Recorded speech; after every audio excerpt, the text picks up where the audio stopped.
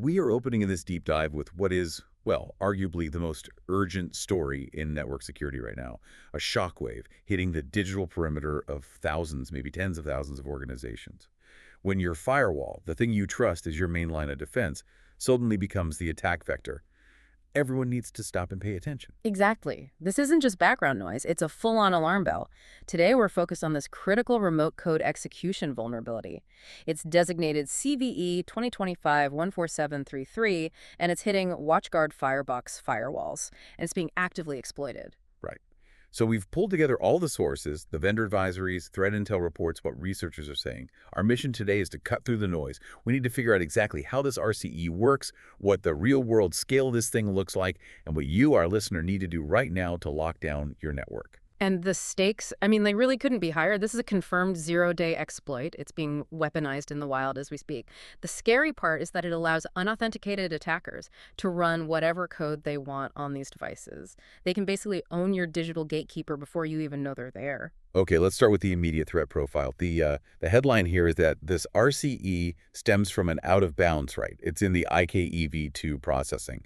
That sounds super technical, I know, but the bottom line is simple. Remote device takeover. Yeah, and it's the combination of factors that makes this a crisis. Yeah. We're talking about an exploit that has, low complexity. An attacker doesn't need to be some elite hacker.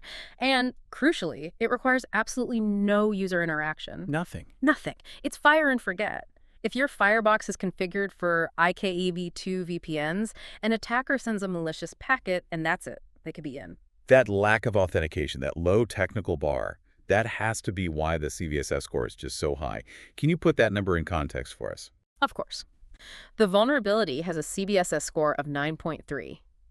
When you see a score that high, it's signaling maximum impact on confidentiality, on integrity, and on availability. So for you, the listener, it means an attacker can steal data, insert a backdoor, Or just knock the whole thing offline? or just brick the firewall itself. Exactly. The prize here is full device takeover. That means malware deep inside your network or using the firewall to ship your data out. That's the severity. What about the scale? How many of these are out there? And that's the other part of the story that's driving the urgency. Threat intelligence firms using their internet-wide scanning data are reporting that over 115,000 devices are still exposed, unpatched. 115,000. Wow. Firewalls just sitting on the internet, vulnerable to take over. When you hear that number, what's your gut tell you? Is this mostly large corporations or the smaller guys? That's the real tragedy here. Fireboxes are incredibly popular with small and medium-sized businesses, SMEs. They offer really robust security without needing a huge engineering team to run them. So a big enterprise might have layers and layers of defense, but that 115,000 number, that includes thousands of smaller companies where that one box is pretty much their entire security posture. Right. And to make this real for everyone listening, which specific versions are we talking about here? The sources confirm it's Fireware OS versions 11.x and later, specifically anything up to 12.11.5 and also 2025.1.3. If you're running anything in that range, you have to assume you're a target. Okay, so we've covered the what and the how bad. Now let's get into the technical how. We said the flaw is in the IKEv2 processing. For those of us who aren't network engineers, break that down. Where exactly is the vulnerability? Certainly. It's all happening inside the iked process of the Fireware OS. You can think of the iked process as this little specialized worker. Its whole job is to handle the Internet Key Exchange protocols, which are, the rules for setting up a secure VPN tunnel. So attackers are hitting the very process that's supposed to build that secure connection. So if that process is negotiating the connection, how does a bad packet corrupt memory? That's the out of bounds, right? That's the key. It's a classic memory corruption bug. Imagine the iked process has a notepad, and it has a little box on that pad to write down the details of an incoming VPN request. Let's say that box has space for 100 characters. Okay. An out-of-bounds write is when an attacker sends a specially crafted IKE2 packet that forces the process to write, say, 120 characters into that 100-character box. So the data just spills over. Exactly. It spills out of the box and starts overwriting the instructions that were written in the margin, the instructions the system was supposed to follow next.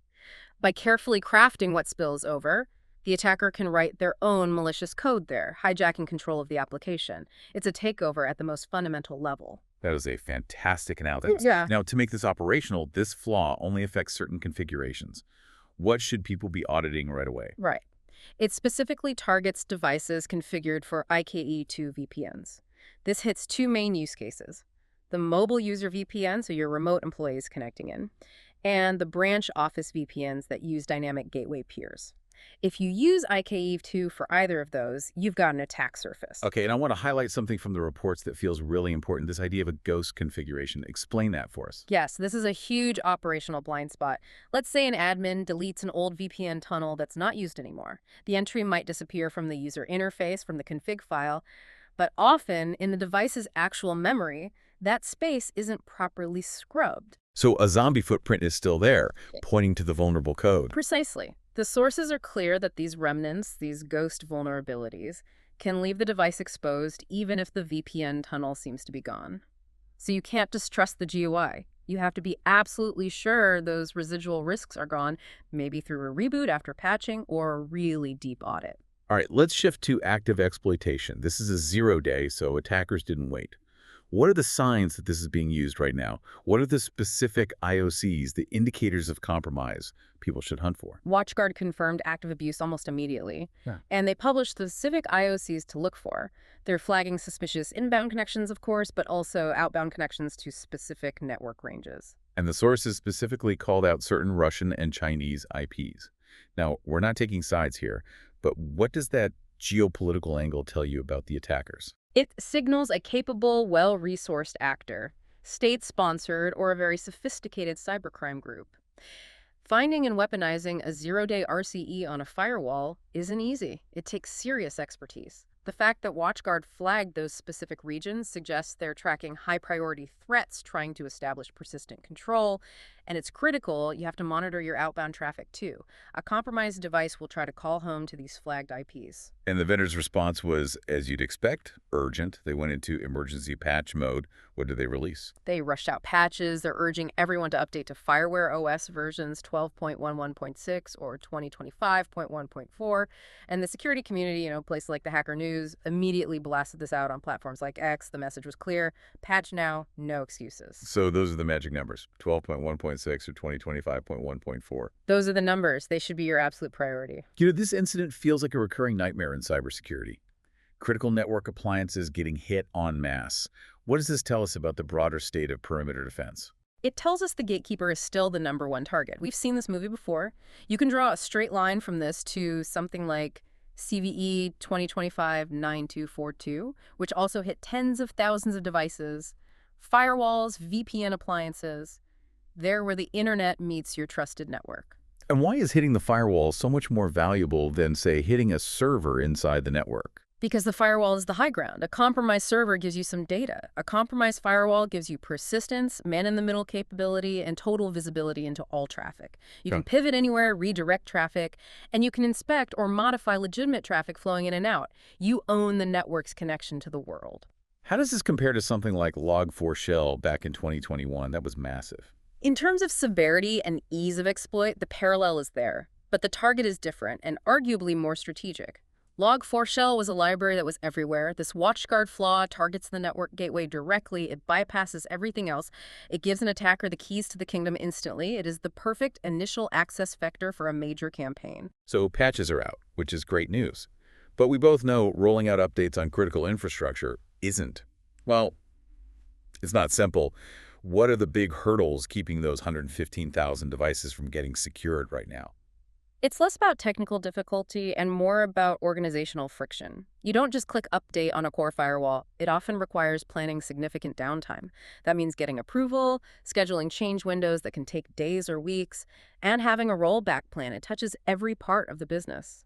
And the difference between a cloud-managed box and a physical one on-prem must make it even harder. Absolutely. The on-prem appliances require manual intervention. Someone has to physically or remotely connect to them. For a company with offices all over the country or the world, that's a huge logistical challenge. And that's where the lag comes from. And while those IT teams are stuck in meetings arguing about downtime, attackers are pushing payloads. What happens once a firebox is compromised? The reports confirm they're pushing malware built for persistence. So backdoors, web shells, things that let them stay in control even after a reboot. And what's really insulting, they're also pushing crypto miners.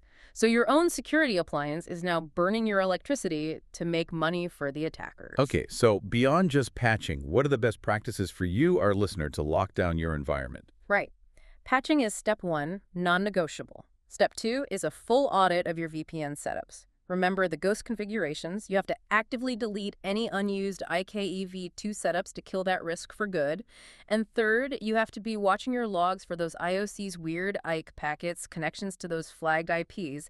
Treat your firewall logs like gold. This whole incident seems to just scream that relying only on the perimeter is a broken strategy. Is this the final wake-up call? It has to be. This parade of firewall RCEs, and it's not just WatchGuard, it's affecting all the major vendors.